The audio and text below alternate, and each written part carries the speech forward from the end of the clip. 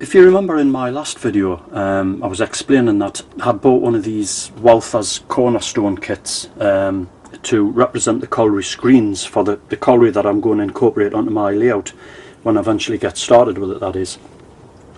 I had planned to use some foam board. I was going to build it with 3mm foam board and some of the evergreen profiles, but I decided against that. I thought, well, this kit was pretty close to what I wanted. The only thing that I didn't really like about it, as I explained in the other video, was this top part of the building here. I wanted to try and work out a way of being able to leave that part off, or to alter the whole kit so it didn't have to be put on at all. As luck would have it, there was a guy on one of the American Railroad modelling sites had bought this kit, and he had done exactly what I wanted to do. He had left this top section off, and there was a sort of a bit of a step-by-step guide as to how he had done it.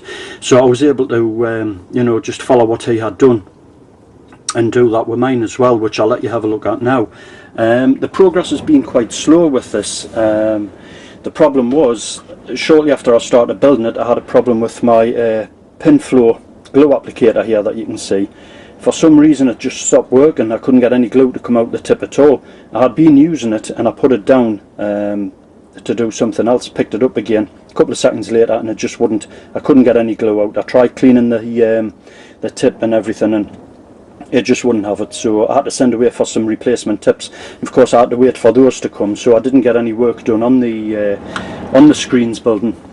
Well, none worth mentioning anyway, until I got the new tips. And I didn't want to use a brush with liquid poly cement, because with me anyway it tends to go all over the place and makes a right mess. So I thought, well, I'll just wait until I get the new tips. But this is how far I've gotten anyway. I've sort of jumped the gun a little bit. What I've done, and I shouldn't have, is I've put the windows in place, as you can see. There was a couple of internet pictures where some of the windows was in the open position, and I was quite keen to get the windows in just to see what they were going to look like, which you can see there. There's a couple, you know, there's here, there and everywhere on the screens as windows open at different angles. And really I should have left the windows till last, as you'll be fully aware. But I wanted to get the windows in just to see what the building was going to look like. But when I come to paint it and weather it, I'll just mask them out with some of the Humbrol mask oil.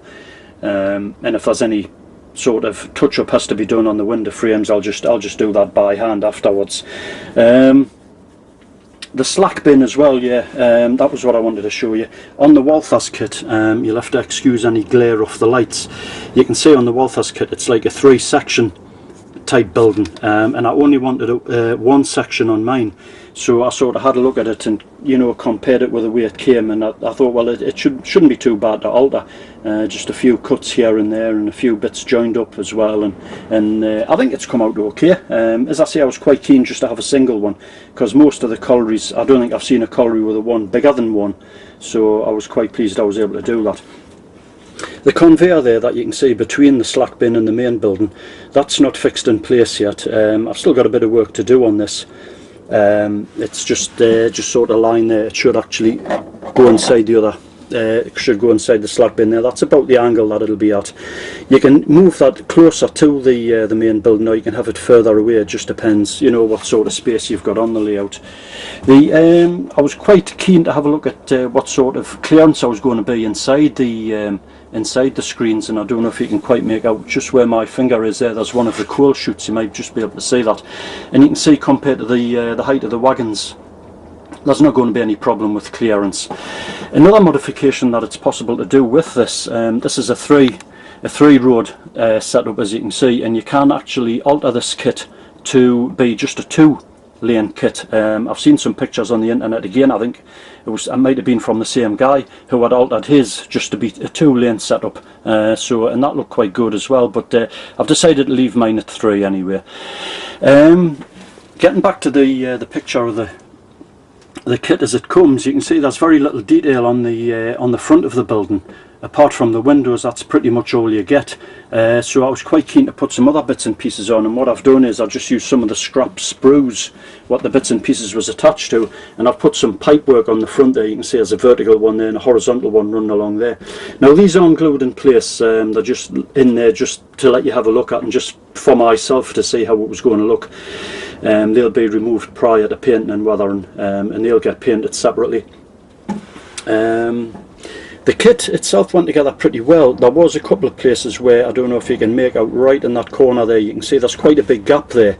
Now I don't quite know why that came about. I tried, you know, I dry fitted everything before I glued it, and it was the same when it was dry fitted. There was a gap there, and I thought, well, I'm not going to sand it and maybe make the gap worse, so I'll just put it together as it is, and maybe put a bit of filler in, I don't know. And you can see also on that on the slope roof there, you can see there's quite a gap there as well. That would probably need filling. I had thought of maybe just leaving it, because these colliery screen buildings, like the period that I'm going to be modelling around about the 70s, early 80s, these buildings would be quite old. Obviously they'll have been there since the pit was sunk, or shortly afterwards anyway. So you often see buildings in quite a bit pretty bad state of repair. You know, panels hanging off and holes here, there and everywhere, and splits and what have you. So I may just leave those. They might sort of add to the character of the model, I don't know. Just trying to think there's anything else I can show you. Oh yeah, the Colliery head frame here. If you remember in the other video I was saying that I wasn't sure whether this was going to have to be made a little bit taller, but since I've got the screens built, if I just pull it alongside and let you have a look at the, you can see there's quite a difference in height there with the head frame, so I think that should be okay. I'm not going to bother altering that. I'll probably, if anything, only put another inch or so on the legs anyway to take it up, just to make it about an inch or so higher than that. But I think looking at it this way, I think it's more than adequate. It should be okay as it is. The only thing that I need to do now is to get some 3mm foam board and make the pit head building what the frame will sit into. You know, where the cables will go down the shaft. That's probably the next job. The only other things that I've got left to do, as I say, with the screens building, is just to paint it and weather it. I also want to add a gantry along the front. As I'll just move this head frame out of the way. One of the colliery screens that I've seen in one of my colliery books has got like a walkway along the front here, and it sort of goes around the corner there to where the steps are in the corner, which I'm quite keen to put one of them on. I was going to build it up from plastruct parts, but I was having a look on the internet, and there's a firm in America called Titchy Trains. They do the walkway, which is HO scale as well, which will, you know, build up and go straight onto there. It'll be ideal. It'll be the right size and everything. So I think I may just go ahead and get that one instead of using the plastruct parts. The hopper wagons, incidentally, that you can see there, just the Parkside Dundas kits, which I've been building up. I've got 2 kits left. I've got, I think, 22 or 24 of these wagons. Most of them still need paint and weathering, and the transfers applying yet. There's only a couple of them sort of half finished. But I need quite a few of those hoppers due to the size of the layout. So I need to get on and get some more built.